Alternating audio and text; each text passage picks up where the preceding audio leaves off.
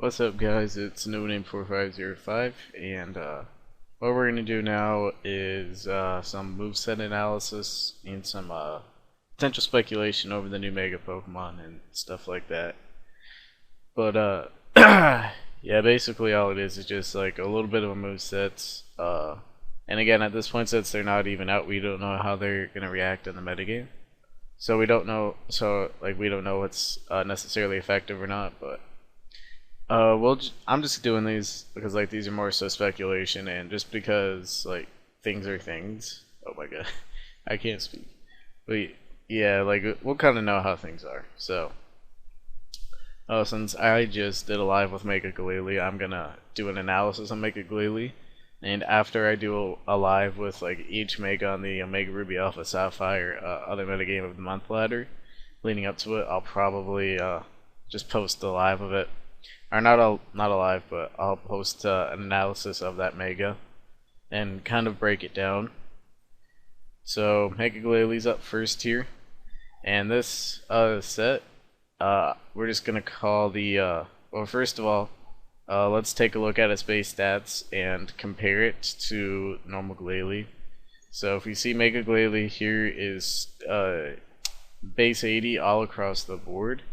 And then Mega Glalie got a base 40 jump in attack, a base 40 jump in speed, and a base 20 jump.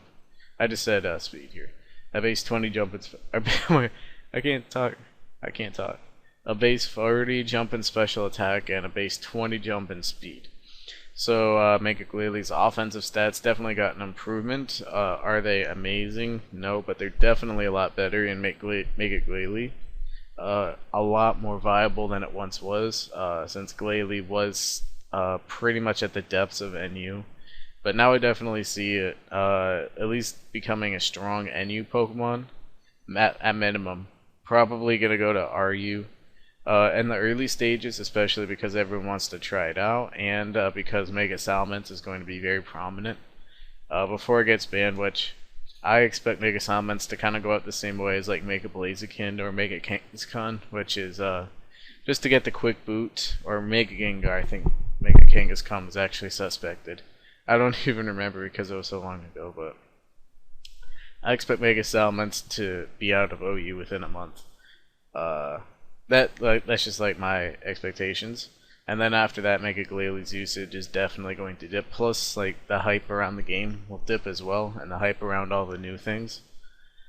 So, I don't know where Mega Glalie's exactly going to be placed, but I definitely see it having a niche in UU and OU. Yeah, so let me just get into the sets now. This set right here and variants of it, I'm going to call the Psudo. I think that's how you spell Psudo, like Pseudo-Udo. Shout out Gen 2. Pseudo lead. And I think this is going to be Mega Glalie's best set. I'll talk more about it, but basically the Pseudo lead is definitely beneficial for offensive teams. Like, offensive teams are going to be the only place where Mega Glalie is viable. It's definitely not going to be viable on stall teams, just not a good defensive typing and not good enough defensive stats to warrant it being on a defensive team. So it'll probably be most likely on the hyper offensive teams, and this set definitely can benefit hyper offense teams because Mega Glalie is pretty powerful. It does have the priority in Ice Shard, and it can lay down spikes, which spikes for offensive teams, especially nowadays, is really good because like having Stealth Rocks up is nice, but having Stealth Rocks up plus spikes, plus like just a layer. It can definitely turn like 3-hit KOs into 2-hit KOs on things, 2-hit KOs into 1-hit KOs. And just punishing your opponent more for switching is just very solid for offensive teams. So this is why I think like the Spike set is going to be the best, because if you look at like Mega Glalie's competition, you think like Mega Bombasnow. Mega Bombasnow is definitely a lot slower, but it has a slightly wider move pool. It has Grass Stab as well, and its attacks are slightly more powerful with the exception of its ice moves because Mega Glalie gets the Refrigerate on it, but Mega Bombasnow does have those Stab Grass moves and can beat water types, whereas Mega Glalie loses to water types. Weavile, which Weavile is definitely faster. It's not quite as powerful, but having stab knockoff and being very fast is definitely more in Weavile's advantage, especially because like we're looking early on at Mega Salamence. Before Mega Salamence sets up, Weavile does naturally outspeed, which is beneficial for Weavile, and then obviously Mamoswine. And Mamoswine has Freeze Dry, it has Stealth Rock, Stab Earthquake, probably the most powerful Ice Shard out of the 4 Ice Shard users that I mentioned. Even more powerful than Mega Glalie with the Refrigerate boost. Just because with Adamant Nature, Mega Glalie is only going to hit 372, whereas Mamoswine's hitting I think 394 with the Adamant Nature and its attack stat. Plus, Mamoswine can run Life Orb or some item like that, whereas Mega Glalie obviously has to run the Glalie Knight. So that's why I don't think things are going to look good for Mega Glalie. So it definitely needs to run the spike sets to differentiate it from those 4 Pokemon, since none of them get spikes or can use these moves that Mega Glalie can use. So yeah, spikes is important. I have Ice Shard here because, like I said, early in the metagame, Mega Salamence is going to be used a ton. At least I'm predicting. So Mega Glalie has a little bit of a niche there, being able to check Mega Salamence, as well as anything else like at low HP, because this is a fairly powerful Ice Shard. Even though it's a relatively low base power, it gets Stab, it gets the Refrigerate boost, and Mega Glalie is definitely not weak. So I feel like these 2 moves are probably the 2 necessary moves on this particular set. And then lastly, I have Taunt here because, well, these last 2 moves kind of depend on what you want Mega Glalie to function on as your team.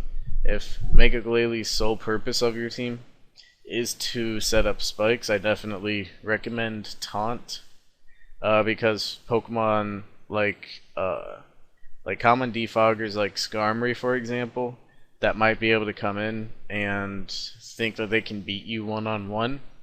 They might not they actually won't be able to, because they can't phase you out, they can't roost, they can't set up their own hazards, and they can't defog you away.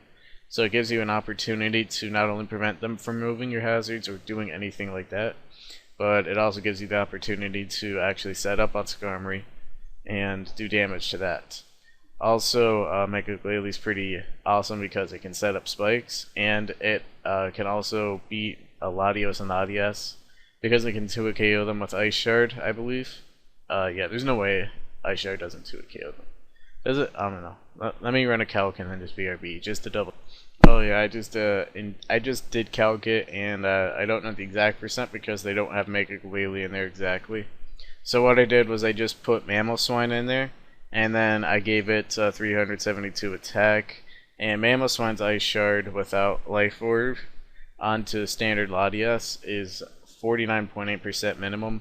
So with Refrigerate boost, it would easily be a 2-hit KO on standard Latias. And Latias is bulkier than Latios in the physical defensive spectrum, and the special defensive spectrum, I believe, as well. So it's easily a 2-hit KO on them. So if they want to defog your hazards, they're going to get punished for it and 2-hit KO'd. And maybe their health is already low enough that you can just 2-hit KO them already. So that's definitely a benefit of Mega Glalie, but like I was just saying, Taunt is definitely there to shut down Skarmory and maybe other defog users. Like, maybe it's more beneficial for you to Taunt and then maybe Explode if they have a Mew, if you've already Mega'd. Because most Mews run enough speed to outspeed neutral base 80s, I believe, nowadays. And obviously Glalie is a base 80, and it has 259. And like I said, most Mews tend to run about 260 nowadays to get past the neutral base 80s. They might even be running more because I'm not necessarily as in touch with the metagame as I should be. But they, at least from what I know, they usually run at least that speed. But once Mega Glalie evolves, it can outspeed it. However, this might be more beneficial to get a lot of damage with Explosion off on Mew and prevent the defog. if you want to do that. But if you don't have Explosion, which is definitely a viable option, then Taunt could definitely be useful to shut down Mew. And then let's see, Lotties, Skarmory, Mew. That's about it. So those are the main 4 defoggers in OU right now. And then yeah, Explosion, just with the refrigerate boost and everything, it pretty much 2KOs everything in the metagame. And if you can get up like a layer or 2 of spikes and then explode and get at least 2/3 off of Pokemon minimum, that's really good, especially for offensive teams, because you've got hazards down to hurt their team, and then you've taken a chunk out of one Pokemon. So that's definitely beneficial for offensive teams. I really only recommend Explosion if you want your Mega Glalies function to function as a true lead. But of course, with Team Preview, true leads are much more difficult to come by, and they're not as viable as they were in older generations like DPP. So what a lot of times I'll do, like with say Spikes Greninja, is if the opportunity arises for me to get down to Spikes, that's awesome, because that will support my team. But at the same time, Spikes aren't necessarily the main function of it. Greninja does like what a normal Greninja would do, but it just has the extra utility of being able to support the team with Spikes. And Mega Glalie could definitely function in a similar way. So like I said, Spikes and Ice Shard are the 2 main moves there. That's why I call this a pseudo lead, because you can use this as not a true lead. Over Explosion, of course, you can run Return. Return's base power after Refrigerate is really high. It's 102, and then after Refrigerate in Stab, it's something like 190-ish, I think. Whatever it is, it's still a powerful attack, and of course you don't kill yourself afterwards. So Return's definitely a good option. Of course, it's not as powerful as Explosion, and it doesn't have the added benefit of you disappear from the field because you just blew yourself up into bits. So your opponent can't defog on you, and if they're faster, they can burn you and then cripple you.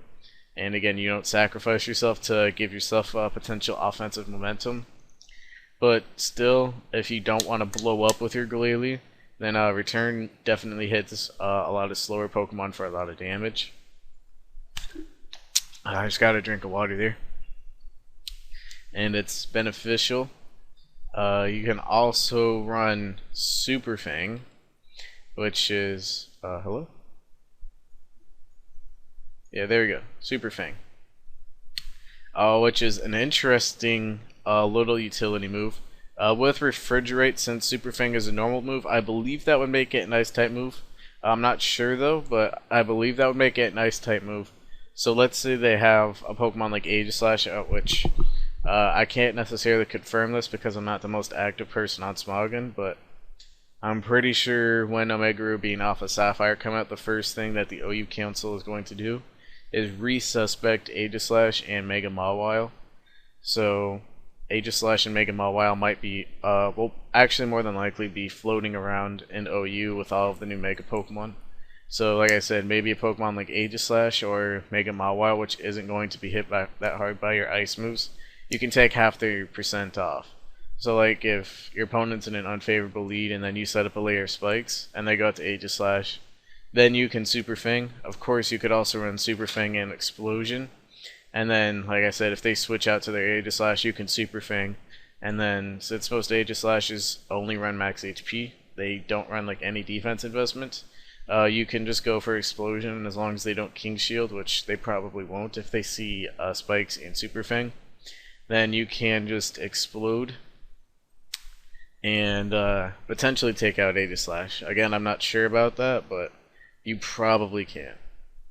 And then after an Explosion, if you choose to run like Explosion and Super Fang, I still recommend running the max attack, max speed, Adamant Nature. Adamant Nature is just to give your Explosion, if you're choosing to run that, as much power as possible, as well as your Ice Shard, because that just helps secure KOs on like Mega Salamence. Even though you're probably going to be able to KO it with Jolly, it just gives it more power to hurt things in general, and like I said, powers up your Explosion. But if you want Mega Glalie to do more, if you want Mega Glalie to be faster, like I said, maybe potentially get the jump on lead mute, or not lead mute, but on most Mews, because they usually don't run enough to outspeed positive speed natured base 80s.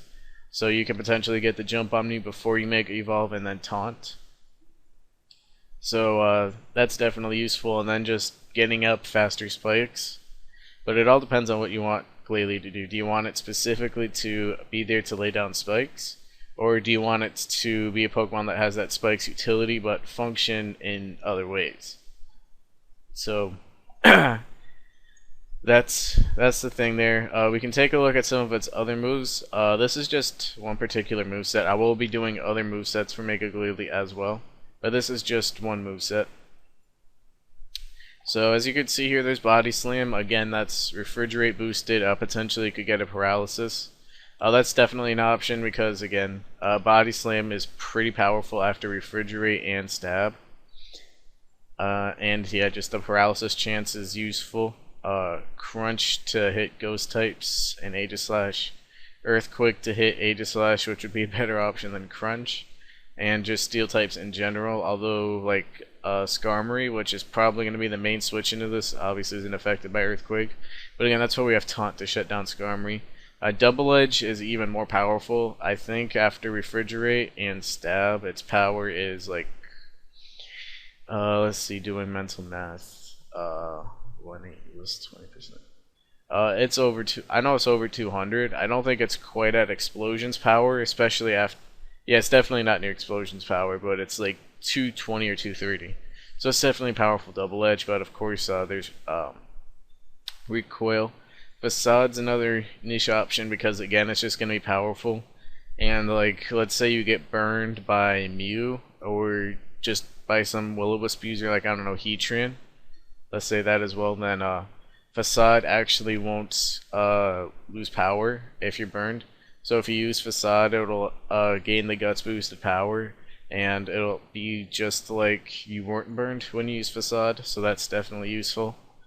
There's a couple of hidden powers here. I'm going to talk about a mixed set, but I'll be talking about that, like I said, in another video when I do another set.